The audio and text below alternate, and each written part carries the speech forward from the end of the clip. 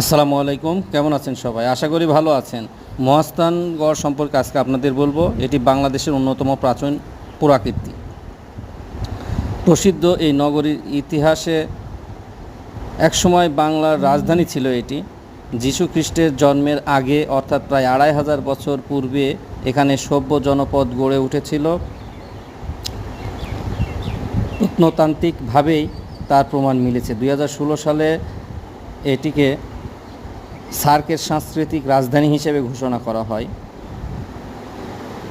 প্রাচীর বেষ্টিত এই নগরীর ভিতরে রয়েছে বিভিন্ন আমলের প্রত্নতান্ত্রিক নিদর্শন।